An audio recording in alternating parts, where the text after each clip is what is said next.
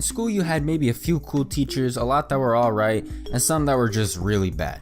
And all the teachers that fell under the really bad and just alright category seemed to share a lot of annoying habits that they would all have in common with each other.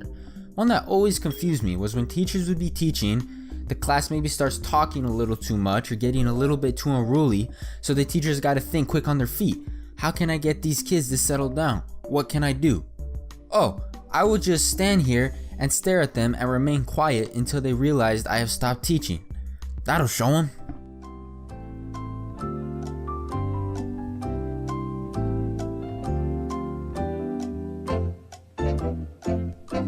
Now this never made sense to me when teachers did this. If you want your class to pipe down, you gotta just get straight to the point. Be direct about it. Shut the hell up! Shut up!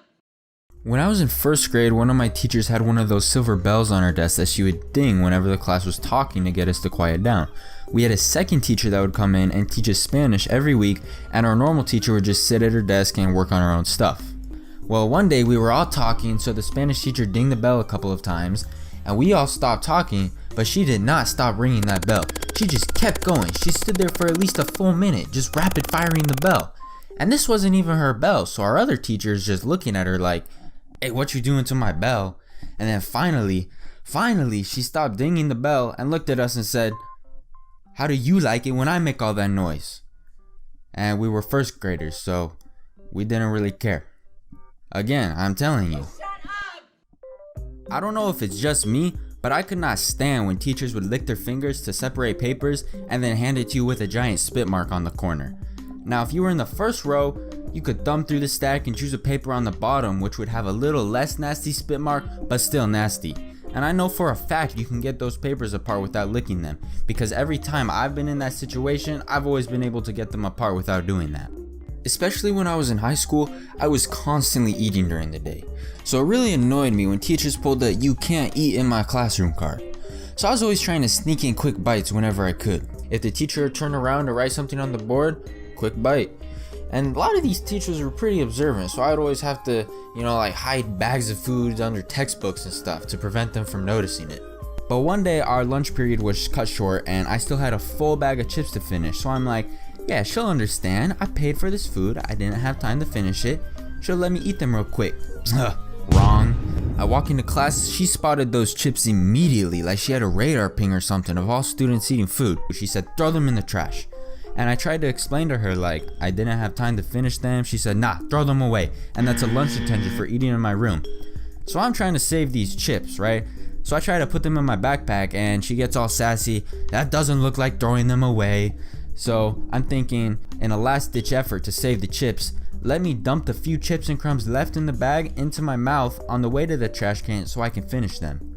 But she just gets salty that I finished my chips and gives me a second lunch detention.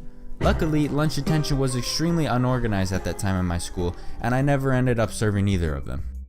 I think the most unreasonable thing I've ever heard come out of a teacher's mouth happened when I was in 6th grade. So we were all at lunch and we decided to have a soccer game of 6th grade versus 7th and 8th grade. Now that seems really unfair, and I don't know how that was decided, but after like 10 minutes of playing, we were beating them. And we all took this game very serious, so there was a lot of tension in the air. And keep in mind, normally you have 10, 11, 12 people playing a game of soccer. No, there were like 60 people playing one game of soccer. So the chaos was just slowly escalating as the minutes went by. People were body checking each other. People would sprint at full speed and try to slide tackle you off the planet. And there was always that one guy who tried to block the drop kicks. And sure enough, this guy runs up to try and block the ball, but just ends up getting drop kicked in the face. Now that's 100% his fault. He had to have known you can't do that in soccer. But he gets up and starts fighting the guy who hit him, and this just sends everything spiraling out of control. All the chaos that was already going on just got multiplied by 100. Basically when two guys get into an NFL fight, and all of a sudden everybody's involved. I'm talking, I saw someone get picked up and slammed down on the ground.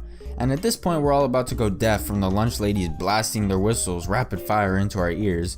But anyways, some kid's watch ended up breaking, and the principal finds out about this and tells our class that each person will be buying him a new watch. So he's about to walk into school with 50 watches on his arm, flexing harder than ever. Now of course we all didn't end up having to buy him a watch, it all got sorted out in a more reasonable way later on. Let's be real here though, it's not like a $20,000 Rollie got shattered, bro was sporting more like a Casio. Another thing that really annoyed me is when teachers would make you stand outside the classroom before class started if they weren't inside already.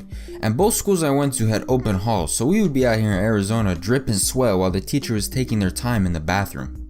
And there would always be that one kid who would pull out the, "If the teacher doesn't show up in 15 minutes, we're legally allowed to leave school, guys." And then they'd always get really protective over it, like if someone questioned them, "I don't think that's a thing." No, it's definitely a rule. In fact, that's a law. One time in particular, my friend and I were inside the classroom and everybody else waited outside. But when the teacher came back, she kicked us out and forgot about us the rest of the hour. So we just sat there for an entire hour, all because we were sitting inside a classroom.